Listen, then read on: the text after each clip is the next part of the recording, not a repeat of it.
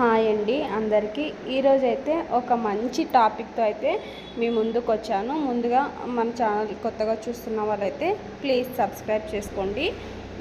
గత ప్రభుత్వంలో వైఎస్సీపీ ప్రభుత్వం ఏర్పాటు చేసిన గ్రామ వార్డు వాలంటరీ వ్యవస్థ గురించి ఈరోజైతే మనం మాట్లాడుకుందామండి.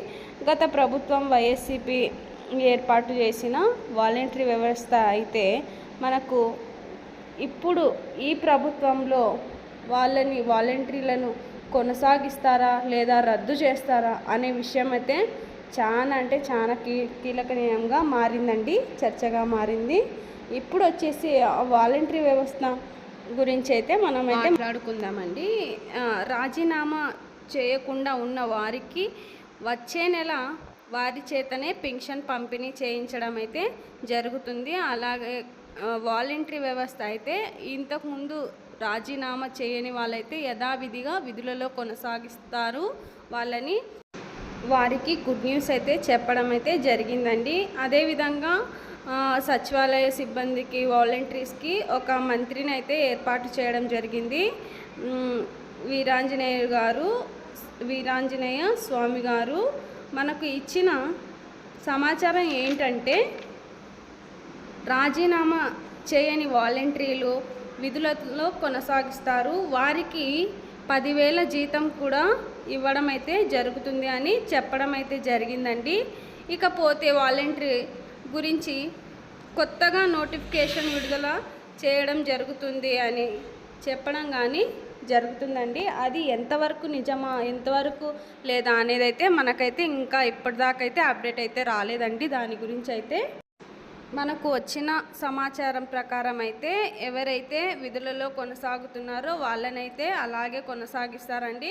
మరి రాజీనామా చేసిన వాలంటీర్లకు న్యాయం చేసే విధంగా న్యాయమూర్తులైతే వారి స్థాయిలో కోర్టు ద్వారా కేసు వేయడం అయితే జరుగుతుంది అని చెప్తూ ఉన్నారండి. న్యాయమూర్తులైతే వాళ్ళకు అనుకూలంగా మేము పోరాడుతాము అని కూడా చెప్పడం అయితే జరిగింది. అదేవిధంగా గత ప్రభుత్వంలో ఉన్న వాలంటీర్లు ఎవరైతే రాజీనామా చేశారో వాళ్ళు అయితే ఏ పార్టీకి అనుకూలంగా అయితే పని చేయలేదండి. కేవలం ఏపీ ప్రభుత్వానికి అనుకూలంగా మాత్రమే వర్క్ చేయడం జరిగింది. వచ్చే నెలతో వాలంటీర్లను పెన్షన్ పంపిణీ చేయించడం అయితే జరుగుతుంది. దాదాపు పెన్షన్ పంపిణీ అయితే ఒకేసారి 3,000 నుంచి వితంతువులకి వృద్ధులకైతే 3,000 నుంచి 4,000 దాకా అయితే పెంచినాడండి మన సీఎం చంద్రబాబు గారు అయితే. నెక్స్ట్ వచ్చేసి వికలాంగులకి దివ్యాంగులకు వచ్చేసి 3,000 ఇచ్చేటోళ్ళు గత ప్రభుత్వంలో. ఈ ప్రభుత్వం వచ్చాక అయితే వాళ్ళకు కూడా 6,000 పెన్షన్ అయితే పెంచడం అయితే జరిగిందండి.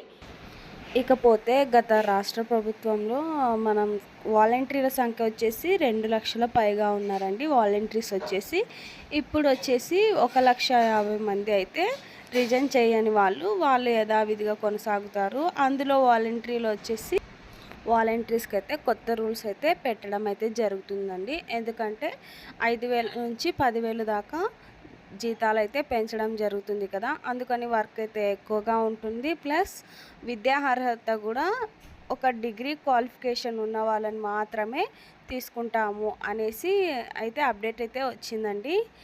ఇది ఏ విధంగా అయితే చేస్తారో ముందుకి చూడాలండి. ఇంకా రిజైన్ చేసిన వాళ్ళకైతే వాళ్ళ కోసం కూడా ఏదన్నా న్యాయం అయితే చేసే విధంగా అయితే చేస్తారండి గ్యారంటీగా. ఇక కొత్తగా మన ఛానల్ చూస్తున్న వాళ్ళైతే ప్లీజ్ సబ్స్క్రైబ్ మై ఛానల్.